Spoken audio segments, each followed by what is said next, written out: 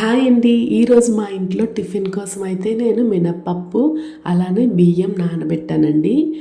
నేను గారెలు అండ్ దోసలు వేద్దామని చెప్పి 3/4 కేజీ మినపప్పు నానబెట్టాను. అలానే కేజీ బియ్యం నానబెట్టాను. ఎలా అంటే 1/4 కేజీ గారెలకిన అర కేజీ మినపప్పుకి కేజీ బియ్యం అనేది నేను నానబెట్టానండి. 1 అవర్ నానబెట్టుకొని ఫస్ట్ మినప్పప్పు వేసుకొని గట్టిగా రుబ్బుకున్నాను. తర్వాత ఈ మిగిలిన మినప్పప్పు వేసేసి ఈ బియ్యం వేసి దోసల రుబ్బు అయితే నేను ప్రిపేర్ చేశానండి. ఈరోజు మీ అందరికీ ఒక కథ చెప్పబోతున్నాను. మా బాబు టైంపాస్కి అమ్మ ఏదైనా స్టోరీస్ చెప్పమ్మా అని చెప్పి నన్ను ఎప్పుడు అడుగుతూ ఉంటాడు. అయితే వాడిని నేను కూర్చోబెట్టుకొని వాడికి స్టోరీ చెప్పాను అనమాట. ఈరోజు నేను చెప్పిన స్టోరీ ఏంటంటే ఆ స్టోరీ పేరు ద గ్రీడీ మౌస్. అంటే చాలా అత్యాశగా ఉండే ఎలుక అన్నమాట.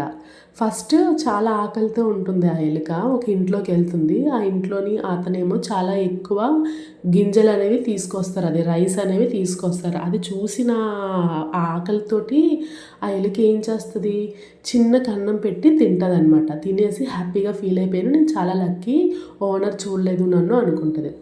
ఆ నెక్స్ట్ డే వచ్చేసి మళ్ళీ కొంచెం పెద్ద కన్నం పెట్టి మళ్ళీ అందులో ఉన్న బియ్యం తినేస్తుంది.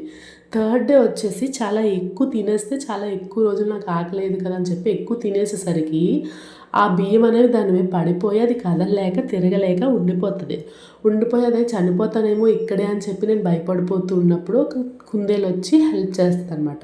ఎందుకు నువ్వు అక్కడే సైడ్న పడుకుండిపో, నెక్స్ట్ డే నీకు కడుపు కొంచెం ఖాళీ అవుతుంది కదా, అప్పుడు నువ్వు తిరగగలవు, అప్పుడు నువ్వు బయటకు వచ్చేదు కానీ అని చెప్తుంది. అది విని ఈ ఐడియా ఏదో బాగుంది కదా అని చెప్పి నెక్స్ట్ టైము కదులుతుంది, బయటకు రాగలుగుతుంది.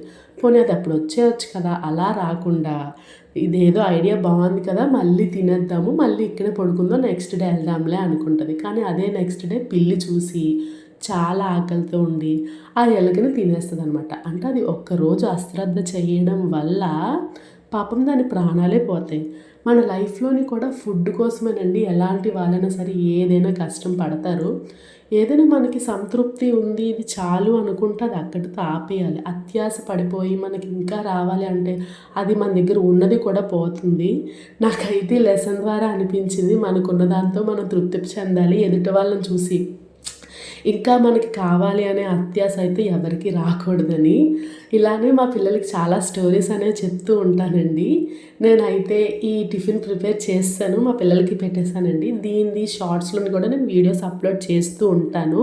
నా వీడియోస్ కనుక మీకు నచ్చినట్టుంటే లైక్ చేసి షేర్ చేసేయండి. Thank you. Bye bye.